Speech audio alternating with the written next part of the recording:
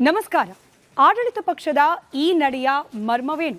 ಪ್ರತಿಪಕ್ಷ ಕೊಟ್ಟ ಕೌಂಟರ್ ಅರ್ಥವೇನು? ಪವರ್ ಕಾರಿಡಾರ್ನಲ್ಲಿ ನಿಜವಾಗಿ ನಡೆದದೇನು? ಪ್ರಮುಖ ವಿದ್ಯಮಾನಗಳ ಸಮಗ್ರ ವಿಶ್ಲೇಷಣೆ. ಇದು ರಾಜಕೀಯ ಎಳೆ ಎಳೆಯಾಗಿ. ನಾನು ಸ್ಮಿತಾ ರಂಗನಾಥ್.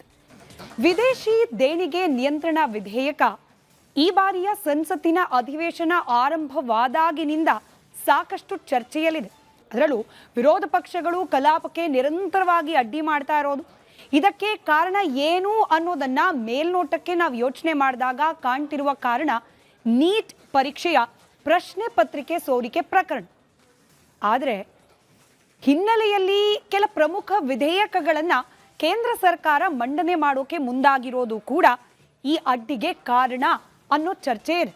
ಅಂಥ ಒಂದು ವಿಧೇಯಕವೇ ನಾನಾಗಲೇ ಹೇಳ್ದಂತೆ ವಿದೇಶಿ ದೇಣಿಗೆ ನಿಯಂತ್ರಣ ತಿದ್ದುಪಡಿ ವಿಧೇಯಕ 2026. ಹಾಗಾದರೆ ಏನಿದೆ ಈ ವಿಧೇಯಕದಲ್ಲಿ? ಈ ಬಾರಿ ತರ್ತಾ ಇರುವ ತಿದ್ದುಪಡಿ ಏನು? ಈ ಹಿಂದೆ ಇದ್ದ ನಿಯಮ ಏನು? ಈಗ ಆಗ್ತಿರೋ ಬದಲಾವಣೆ ಏನು? ನೋಡೋಣ ಎಳೆ ಎಳೆಯಾಗಿ.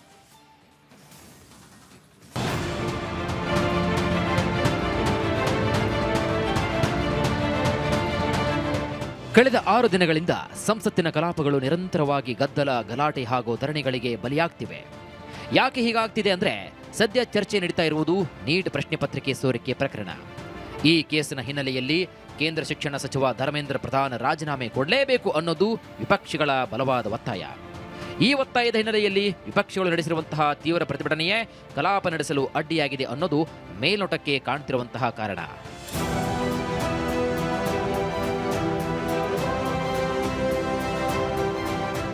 ಆದರೆ ಅಸಲಿಗೆ ಇದೊಂದೇ ಕಾರಣವಲ್ಲ. ಹೊರನೋಟಕ್ಕೆ ಕಾಣುತ್ತಿರುವಂತಹ ಕಾರಣದಲ್ಲಿ ಮುಖ್ಯವಾಗಿ ನೀಟ್ ಪ್ರಶ್ನೆ ಪತ್ರಿಕೆ ಸೋರಿಕೆ ಹಗರಣ ಮುಖ್ಯ ವಿಷಯ. ಆದರೆ ಒಳನೋಟದ ಮಾಹಿತಿ ಪ್ರಕಾರ ಇನ್ನೂ ಹಲವು ಕಾರಣಗಳಿವೆ. ರಾಜಕೀಯ ಪಡಸಾಲೆಯಲ್ಲಿ ಕೇಳಿಬರುತ್ತಿರುವಂತಹ ಗಂಭೀರವಾದ ಮಾತು ಅಂದ್ರೆ ವಿಪಕ್ಷಗಳು ಸಂಸತ್ತನ್ನ ತಡೆದು ನಿಲ್ಲಿಸ್ತಾ ಇರುವುದು ಹಾಗೂ ಗದ್ದಲ ಎಬ್ಬಿಸ್ತಾ ಇರುವುದು ಕೇವಲ ಪ್ರಸ್ತುತ ವಿಷಯಗಳಿಗಾಗಿ ಮಾತ್ರವೇ ಅಲ್ಲ.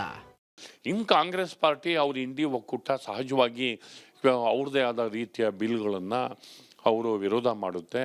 ಬೇಕಾದಷ್ಟು ಈಗ ನ್ಯೂ ಎಜುಕೇಷನ್ ಪಾಲಿಸಿನ ಮೊದಲಿಂದಲೂ ಅವರು ವಿರೋಧ ಮಾಡ್ಕೊಂಡು ಬಂದಿದ್ದಾರೆ. ಅವರು ಅದಕ್ಕೊಂದು ಬಿಲ್ಲನ್ನು ಇಂಟ್ರೊಡ್ಯೂಸ್ ಮಾಡಿದ್ದಾರೆ. ಅದು ಶಿಕ್ಷಣದ ಕೇಸರೀಕರಣ ಅನ್ನೋದು ಅದರಲ್ಲಿ ಮುಖ್ಯವಾದಂತಹ ಬಿಲ್. ಸಹಜವಾಗಿ ಇಂಡಿಯಾ ಒಕ್ಕೂಟ ಅದನ್ನು ವಿರೋಧ ಮಾಡೇ ಮಾಡುತ್ತೆ. ಆಮೇಲೆ ಇನ್ನು FCRA ಬಿಲ್ಲನ್ನು ಅದನ್ನು ವಿರೋಧ ಮಾಡೇ ಮಾಡುತ್ತೆ. ಬದಲಾಗಿ ಈ ಬಾರಿ ಅಧಿವೇಶನದಲ್ಲಿ ಕೇಂದ್ರ ಸರ್ಕಾರ ಮಂಡಿಸಲು ಮುಂದಾಗಿರುವಂತಹ ವಿಧೇಯಕಗಳು ಪ್ರಮುಖ ಕಾರಣ. ಅದರಲ್ಲೂ ಒಂದು ವಿಧೇಯಕದ ಸುತ್ತ ಬಹಳ ದೊಡ್ಡ ಚರ್ಚೆಯೇ ಆರಂಭವಾಗಿದೆ. ವಿದೇಶಿ ದೇಣಿಗೆ ನಿಯಂತ್ರಣ ಕಾಯ್ದೆ ತಿದ್ದುಪಡಿ ಮಸೂದೆಯನ್ನು ಪಾರ್ಲಿಮೆಂಟಲ್ಲಿ ಕೇಂದ್ರ ಸರ್ಕಾರ ಮಂಡಿಸ್ತಿದೆ.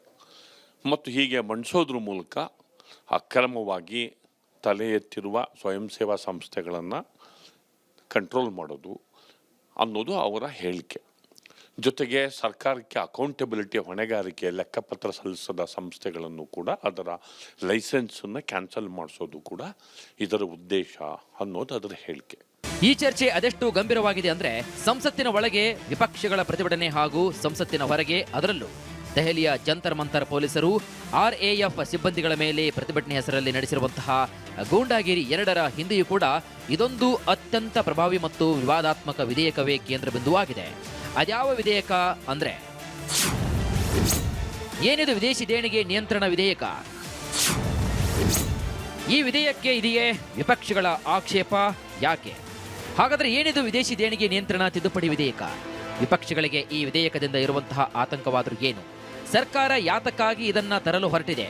ಆ ವಿವರ ಈಗ ನೋಡ್ತಾ ಹೋಗೋಣ.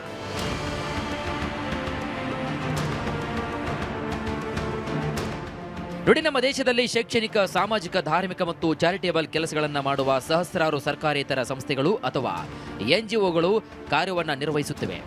ಇಂತಹ ಅಂದಾಜು 15,000 NGOಗಳು ಈ ವಿಧೇಯಕದ ವ್ಯಾಪ್ತಿಗೆ ಬರಬಹುದು ಎಂಬ ಲೆಕ್ಕಾಚಾರವಿದೆ. ಈ NGOಗಳು ಅಥವಾ ಸಂಸ್ಥೆಗಳು ವಿದೇಶಗಳಿಂದ ಹಣಕಾಸು ಸಹಾಯ ಅಥವಾ ದೇಣಿಗೆಯನ್ನು ಕೂಡ ಸ್ವೀಕರಿಸಬೇಕಾದರೆ ಭಾರತ ಸರ್ಕಾರದ ನಿಯಮಗಳನ್ನು ಪಾಲಿಸಬೇಕಾಗುತ್ತದೆ. ಆದರೆ ಇವೆಲ್ಲಕ್ಕಿಂತ ಹೆಚ್ಚಾಗಿ ಅದರ ಹಿಂದೆ ಒಂದು ಹಿಡನ್ ಅಜೆಂಡಾ ಇದೆ ಅನ್ನೋದು ಪ್ರತಿಪಕ್ಷಗಳ ಆರೋಪ. ಅಂದರೆ ಸರಿಸುಮಾರು 15,000 NGOಗಳು ಇದ್ರ ವ್ಯಾಪ್ತಿಗೆ ಬರುತ್ತೆ ಅನ್ನೋದು ಇನ್ನೂ ಜಾಸ್ತಿ ಬರುತ್ತೆ.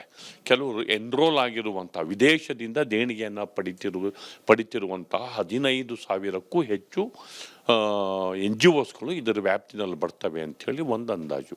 ಇದಕ್ಕಾಗಿ ಬಹಳ ಹಿಂದಿನಿಂದಲೂ ಕೂಡ ಇರುವ ಕಾಯ್ದೆಯೇ ವಿದೇಶಿ ದೇಣಿಗೆ ನಿಯಂತ್ರಣ ಕಾಯ್ದೆ. ಈ ಕಾಯ್ದೆಯ ಮೂಲ ಉದ್ದೇಶವಾದರೂ ಏನು ಅಂದ್ರೆ, ವಿದೇಶಿ ದೇಣಿಗೆ ಅಥವಾ ಹಣಕಾಸು ನೆರವು ದೇಶದ ಆಂತರಿಕ ವ್ಯವಸ್ಥೆ ಅಥವಾ ಭದ್ರತೆಗೆ ಧಕ್ಕೆಯಾಗದಂತೆ ನಿಯಂತ್ರಿಸುವುದು. ಇದೇ ಕಾರಣಕ್ಕೆ 1976ರಲ್ಲಿ ಮೊದಲ ಬಾರಿಗೆ FCRA ಅಂದ್ರೆ ವಿದೇಶಿ ದೇಣಿಗೆ ನಿಯಂತ್ರಣ ಕಾಯ್ದೆಯನ್ನ ಜಾರಿಗೆ ತರಲಾಗಿತ್ತು.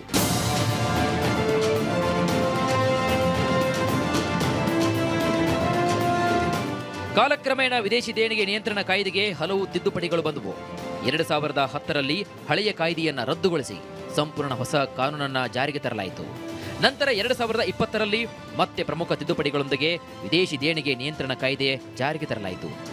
ಈ ವೇಳೆ ಇದಕ್ಕೆ ಕೆಲವೊಂದಷ್ಟು ತಿದ್ದುಪಡಿಗಳನ್ನ ತರಲಾಯಿತು.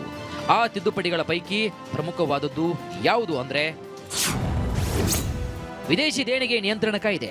ವಿದೇಶಿ ದೇಣಿಗೆ ನಿಯಂತ್ರಣ ಕಾಯ್ದೆಗೆ 2020ರಲ್ಲಿ ತಂದ ತಿದ್ದುಪಡಿಯಿಂದಾಗಿ NGOಗಳು ತಮ್ಮ ಬ್ಯಾಂಕ್ ಖಾತೆಯನ್ನ ದೆಹಲಿಯ SBI ಮುಖ್ಯ ಶಾಖೆಯಲ್ಲೇ ತೆರೆಯಬೇಕು. ಪದಾಧಿಕಾರಿಗಳಿಗೆ ಆಧಾರ್ ಕಡ್ಡಾಯ ಹಾಗೂ ಆಡಳಿತಾತ್ಮಕ ವೆಚ್ಚಗಳ ಮಿತಿಯನ್ನ 20% ಇಳಿಸುವಂತಹ ತಿದ್ದುಪಡಿ ಕೂಡ ತರಲಾಯಿತು.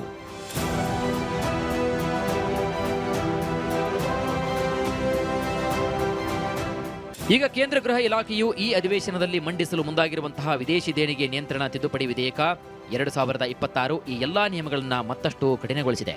ಹಾಗಾದ್ರೆ ಈ ಬಾರಿ ಸಂಸತ್ತಿನಲ್ಲಿ ಮಂಡನೆಯಾಗಲಿರುವಂತಹ ಈ ತಿದ್ದುಪಡಿ ವಿಧೇಯಕದಲ್ಲಿ ಏನೇನಿರಲಿದೆ, ಯಾವೆಲ್ಲ ಕಠಿಣ ನಿಯಮಗಳನ್ನ ಈ ಹೊಸ ತಿದ್ದುಪಡಿ ವಿಧೇಯಕ ಒಳಗೊಂಡಿದೆ, ಈ ಪೈಕಿ ವಿರೋಧ ಪಕ್ಷಗಳ ಆತಂಕಕ್ಕೆ ಕಾರಣವಾಗಿರೋದಾದರೂ ಯಾವ ನಿಯಮಗಳು, ಈ ಎಲ್ಲ ವಿವರಗಳು ಈ ಎಳೆ ರಾಜಕೀಯದ ಮುಂದಿನ ಎಳೆ.